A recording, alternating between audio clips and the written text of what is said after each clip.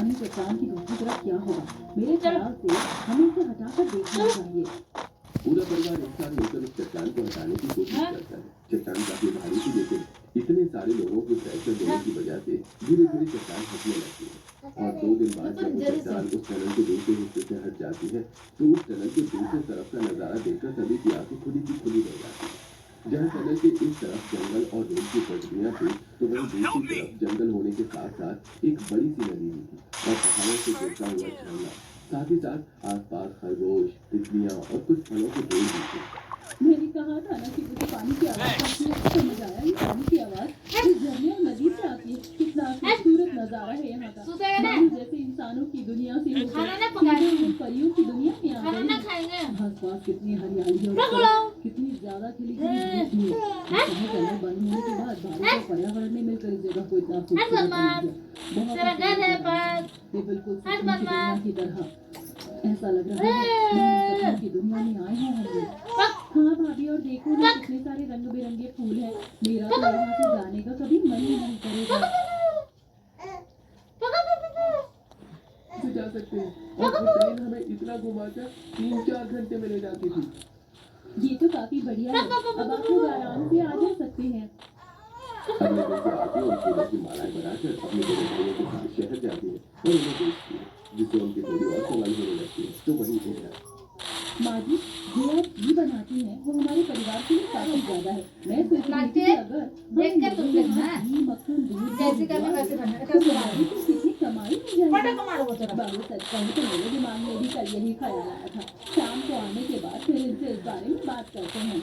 दोनों भाई शहर में रोज आना जाना करके आसपास की फैक्ट्री में काम ढूंढना भी शुरू कर देते हैं और जल्दी उनकी अच्छी तनख्वाह पर नौकरी भी लग जाती है। तो वहीं अब दूसरी तरफ मिथिलेश और आरती हर रोज शहर जाकर मिट्टी के बर्तन, घी और माला बेचते हैं। धीरे धीरे करके इस परिवार के हाल पहले से कहीं ज्यादा बेहतर हो जाते हैं। अरे बस कुछ दिन और फिर हम शहर में ही एक अच्छा सा किराए का घर ले लेंगे, फिर आराम से शहर में रहेंगे। ये जगह बहुत खूबसूरत है, लेकिन जिंदगी भर यहाँ रहना हमारे लिए मुमकिन नहीं है। यहाँ जितने भी पल हमने गुजारे हैं वो सब कितने अच्छे हैं। मुझे तो लगता है ये सब कुछ कोमल के आने वाले बच्चे के शुभ कदमों से हुआ है।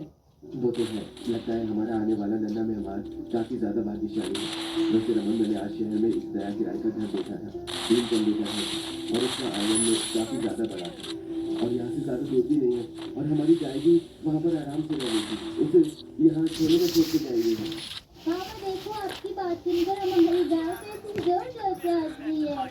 अरुण की इस बात पर सभी लोग हंसने लगते हैं और अब धीरे धीरे दोनों भाई पैसे जोड़कर शहर में किराए का घर ले लेते हैं और कुछ समय में पूरा परिवार उस सीक्रेट टनल को छोड़कर अपने शहरी किराए के घर में आ जाता है, जहाँ आरती भी कॉल सेंटर में नौकरी करना शुरू कर देती है। और इसी बीच अक्टूबर का 8वां महीना भी लग जाता है। ये लो कोमल, दूध पी लो। कल भी तुमने दूध वैसा का वैसा छोड़ दिया था। आज जब तक तुम दूध नहीं पी लेती हो मैं यहाँ से जरा भी नहीं हटने वाली हूँ। भाभी, दूध तो मैं पी लूंगी, लेकिन मुझे वापस उस टनल में जाना है। वहाँ हरियाली और सुकून मुझे काफी ज्यादा याद आ रहा है। यहाँ शहर में कितना ज्यादा शोर शराबा है और ठीक से यहाँ धूप भी नहीं आती है। लेकिन कोमल, अब तुम्हारा 8वां महीना लग चुका है। मेरे ख्याल से तुम्हें घर पर ही रहकर आराम करना चाहिए। बच्चे के बाद हम वापस चलेंगे। भाभी, यहाँ बिल्कुल भी आराम करने का मन नहीं करता। रात के 10 बजे के बाद ही यहाँ सन्नाटा होता है, वरना पूरा दिन स्कूटर, बाइक, गाड़ियों की आवाज आती होती है। भाभी चलिए ना, हम शाम होने से पहले वापस आ जाएंगे। मुझे बहुत वहाँ जाने का मन कर रहा है। पल्लवी बहू, उधर जाने का तो मेरा भी मन कर रहा है। जगह कैसी हो, लेकिन सुख शांति तो टनल के अंदर ही थी और एक अलग सा लगाव भी हो गया है उस जगह से। तो चलते हैं हम लोग वहाँ।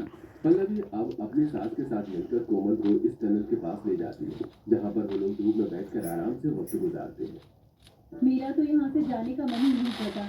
मन लग गया है मेरा यहाँ। अगर यहाँ आसपास जरूरत का हर सामान मिलता ना तो मैं तो यहीं बस जाती। ये तो है, मैं तो हमेशा चाहती हूँ कि ये जगह दूसरे से बची रहे, वरना वो लोग यहाँ पर आकर इसे गंदा कर देंगे। अब अक्सर पल्लवी अपनी देवरानी को घुमाने के लिए उसी टनल के पास ले आती थी। इसी तरह समय गुजरता है और कोमल का नया महीना लग जाता है। सभी लोग दूर में बैठे ही होते हैं कि तभी अचानक कोमल को दर्द शुरू हो जाता है, जिसे देखकर पल्लवी शांति और आरती से टनल के अंदर लेकर आती है। कहा था ना कोमल कि 9वां महीना लग चुका है, घर पर ही आराम करो। लेकिन ये मेरी सुनती कहाँ है। आरती, जल्दी से उनके चूल्हे पर गर्म पानी करो। माँ जी, हमें यहीं पर कोमल की डिलीवरी करनी होगी। आरती इधर चूल्हे पर गर्म पानी करती है तो वहीं दूसरी तरफ पल्लवी और शांति मिलकर कोमल की डिलीवरी करती है। कुछ ही देर में कोमल एक प्यारी सी बेटी को जन्म देती है, जिसे देखकर सभी लोग काफी खुश हो जाते हैं। और अब तकरीबन कुछ दिनों के बाद जब कोमल पूरी तरह से ठीक हो जाती है तो वो अपनी बेटी और पूरे परिवार के साथ ही जन्म हो जाती है। पूरी रात से ही आराम से सोती आ रही थी और अब देखो यहाँ आते ही कैसे हंस रही है, मानो जैसे कि जगह को पहचान गई हो। ये जगह है ही इतनी खास, ये टनल की जगह है, ये नदियाँ, सब कुछ हम लोगों के लिए काफी ज्यादा खास है।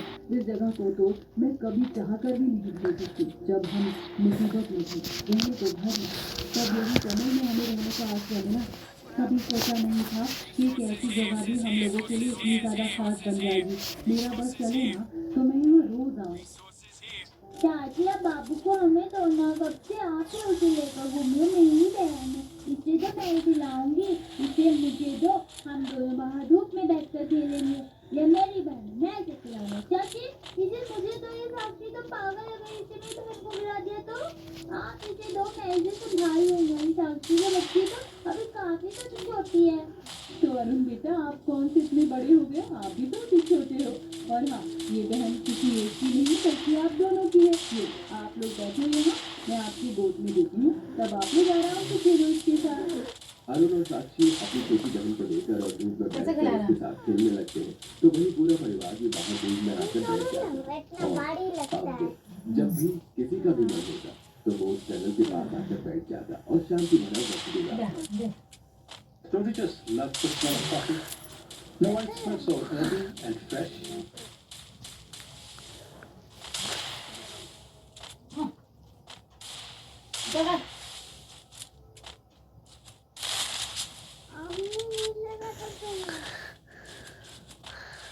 ला आगे ला गोल दे दे ना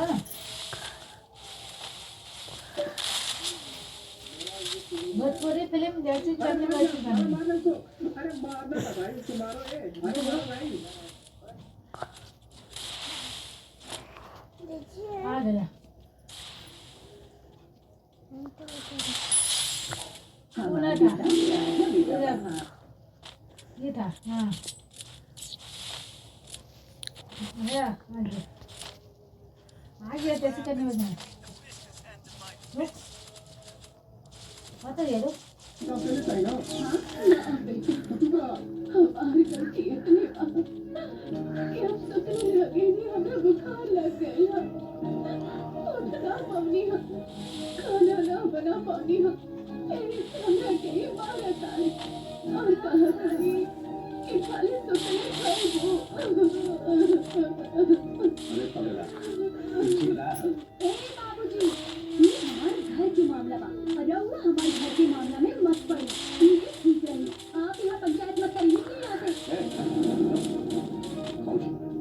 भाई चलिए और तुम्हें भी लेला का जोश का ना इन लोग के बीच में पड़ना के मतलब आपन बेइज्जती करवाओ। बाबूजी चलिए आप यहाँ से।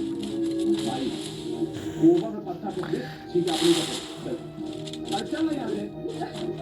अच्छा बहुत आई ना निकल यहाँ से। बुढ़िया, ये झाड़ू ले और चुपचाप से झाड़ू लगाओ, ज्यादा नाटक ना करो। तू लोग खड़ा खड़ा का तमाशा देखते पड़े जा। हाँ?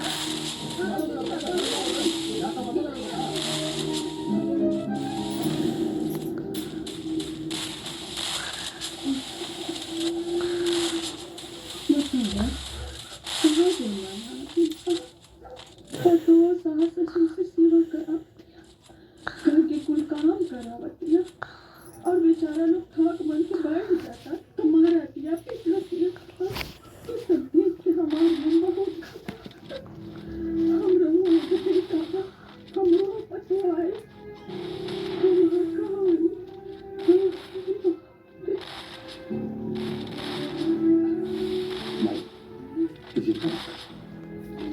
अरे क्या मालूम तो पटो के ऐसा न खेल सकते था कि गौ बन करेंगे और दिन रात तो सेवा करेंगे। अच्छा बेटा देखल जाए ये लौआ कितना बार मालिक अगमे आई लोग थोड़ा पहाड़ ना देख ले रहा ना खूब बल बड़ा पेट में मरे गल साड़ी के देखत है कि तू ओके न खेल सकता बा कि तो ओके परिवार का बाना बना के रखती है हमार बेटा उमे के नहीं खे ई बाबू बा हमार अच्छा बेटा बा हाँ हमार बेटा राजा बेटा बा दो पतो लागो का हो बिना दुनिया के सबसे अलग पतो रही तो सारा अरमान पूरा करे कपड़ा ए बाबा। लत्ता, चौकी मैं बर्तन तंजू। झाड़ू पोछा सब कर हाँ तो सेवा भी करी रोटी बनाएगी मैं सेवा के बाद महारानी बन के आराम करी घर में लग और रही इधर बेटा कमा